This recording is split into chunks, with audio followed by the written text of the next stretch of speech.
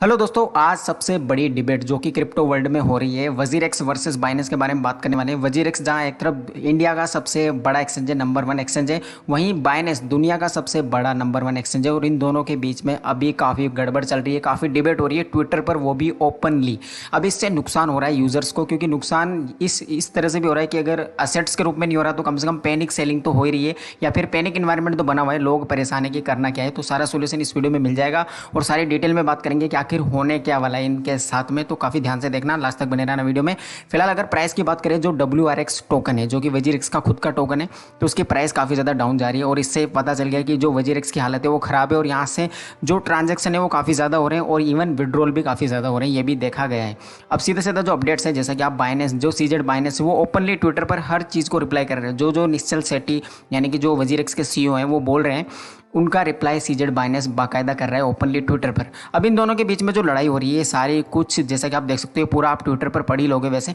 लेकिन अगर आपको थोड़ा सिंपल भाषा में बताया तो ये है कि जो निश्चल सेट्टी है उन्होंने जो ईडी का जो ये एक्शन था, जो भी उन्होंने नोटिस दिया है और जो वो एक्शन ले रहे हैं वजीरेक्स पर, उसको बिल्कुल नकार दिया। उन्होंने बोला है कि हमारा इससे कोई लेना देना नहीं है, किसी यूज़र को पकड़ो जिसने ये किया है या जो भी है, इसमें वजीरेक्स इन्वॉल्व है, ये ठीक है, आपने फ्रीज भी कर दिया अमाउंट वगैरह वगैरह, तो ओपनली ये कॉर्पोरेट नहीं कर रहे हैं उनके साथ भी। और साथ ही साथ एक प्रॉब्लम और है जो कि काफ़ी बड़ी, जैसा कि मैंने आपको कल शाम को बोला था कि वजीरेक्स को जब तक प्रॉब्लम नहीं होने वाली, जब तक बाइनेंस का हाथ उस पर है, क्योंकि बाइनेंस उसको एक्वायर करता है, ये हर चीज़ हर कोई जानता है, सच बात है। और पिछली बार भी कई बार इसको फंडिंग की प्रॉब्लम जब भी हुई है तो बाइनेंस ने इसकी हेल्प किया है खुल के, लेकिन अभी बाइनेंस जा रहा है थोड़ा सा अपोजिट। जैसा कि आप देखोगे तो सीजेड बाइनेंस इसके रिप्लाईज में ये बोल रहा है कि जो वजीरेक्स को जो एक्सचेंज है वो पूरी तरह से बाइनेंस का एक्सचेंज नहीं है, क्योंकि हमने सिर्फ उसको डोमेन दिया हुआ है, एवीएस में थोड़ा पार्टनरशिप दिया हुआ है और शेयर्स दिए हुए हैं। इसका मतलब ये नहीं है कि जो वजीरेक्स है वो हमारा हो गया, अभी भी उसका जो शेयर और ट्रेडिंग सिस्टम है सारा कुछ वो पूरा का पूरा जो निश्चल सेठी है और वजीरेक्स के कंट्रोल में ही है, वो कंट्रोल बाइनेंस के हाथ में नहीं है। लेकिन निश्चल सेठी यही बोल रहे हैं कि जो वजीरेक्स है वो बाइनेंस का ही है, और एक जो नाम बता रहे हैं जेनीएम करके, जो ये जैसा कि आप लिखा होगा जनमई लैब्स, तो वो है इंडिया की, यानी कि मैं उसको ऑन करता हूँ लेकिन वजीरेक्स को ऑन नहीं करता। अब इसी बात को लेकर काफ़ी ज़्यादा बात बढ़ गई है कहीं ना कहीं ट्विटर पर, जैसा कि आप देख सकते हो कि वजीरेक्स से जैसा कि अभी 3 ट्वीट जो रिलीफ वाले हैं कहीं ना कहीं, जैसा कि आप देख सकते हो,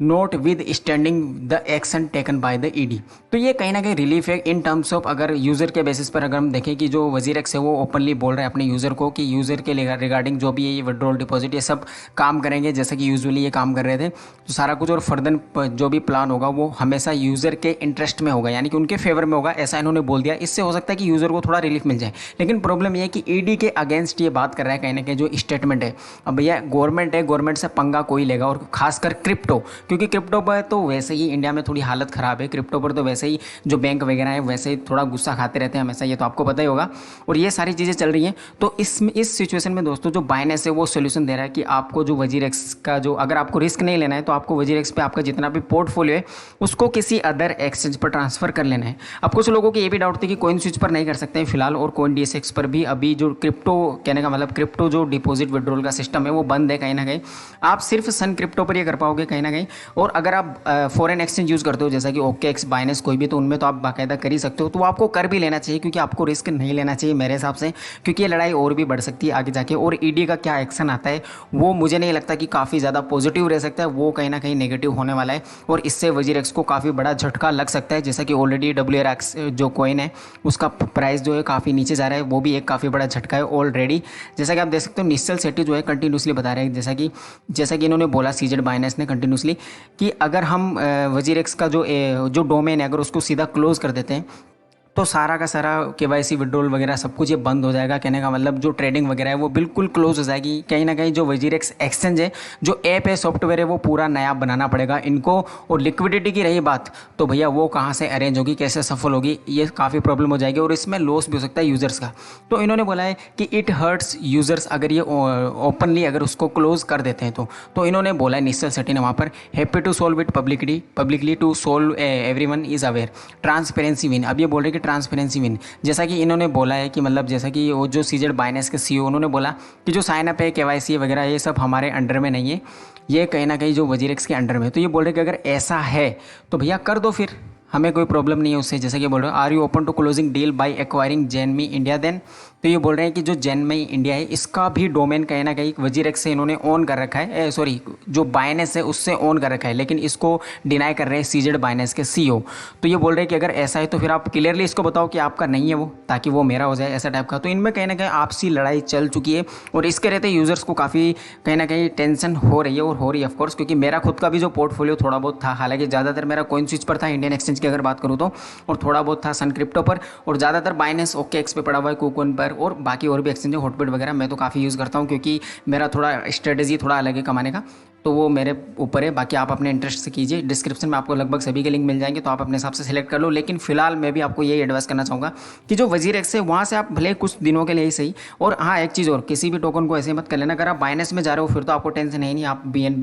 BUSD में ट्रांसफ़र कर दो ताकि फीस बिल्कुल ही ना लगे, या फिर अगर आप किसी अदर एक्सचेंज पर जा रहे हो तो TRX में कन्वर्ट कर लो सारों को, और फिर उसको, हालांकि वजीर एक्स पर आई थिंक TRC20 टोकन भी अवेलेबल नहीं है, तो आपको BNB में ही ट्रांसफ़र करना चाहिए, क्योंकि उसी में सबसे कम फीस लगती है। तो आप अपने हिसाब से देख लेना, आपको पता ही होगा। तो फिलहाल ये था, आपको एक सोल्यूशन देना था, क्योंकि ये थोड़ी प्रॉब्लमेटिक बात है और काफ़ी लोगों के ईमेल्स आ रहे थे और ट्विटर पर भी डायरेक्ट मैसेज आ रहे थे कि वजीर एक्स में मेरा इतना पैसा पड़ा है, क्या करूँ वगैरह, जो भी प्रॉब्लम वगैरह है। तो फिलहाल अगर देखा जाए तो जो असेट्स हैं उनका प्राइस इतना ज़्यादा डाउन नहीं हुआ है। जैसा कि अगर आप CMC पर देखोगे तो जिस प्राइस पर ज़्यादातर मार्केट है उसी प्राइस पर अभी दिख रहा है, थोड़ा बहुत डाउनफॉल हो सकता है लेकिन ज़्यादा नहीं है। लेकिन अगर आप देखो कि जैसे जैसे वजीर एक्स से विड्रॉल ज़्यादातर होना शुरू हो जाएंगे, क्योंकि भैया बाइनेंस ने बोल दिया है कि यहाँ से आप विड्रॉल कर लो, उसी में आपकी भलाई है। काफ़ी सिंपल सी बात है, अगर आपको पैनिक नहीं होना है और अगर आपको टेंशन नहीं लेनी या रिस्क नहीं लेना है तो आपको सीधा सा ये करना चाहिए, क्योंकि उन्होंने एक ब्लेम भी लगाया निश्चल सेट्टी पर कि ना तो वो ED के साथ कॉर्पोरेट कर रहे हैं और ना ही बाइनेंस के साथ में, तो ऐसे कैसे प्रॉब्लम सोल्व होगी। तो ये काफ़ी बढ़ सकती है आगे और भी जाकर, और शाम तक देखते कुछ और हो जाएगा तो मैं आपको बता दूंगा। फिलहाल यही था, आपको डिसीजन लेने में आई थिंक अभी काफ़ी इनफ प्रूफ मिल गए होंगे। तो फिलहाल के लिए था, keep supporting crypto, keep supporting me. फिलहाल के लिए बाय बाय, थैंक यू।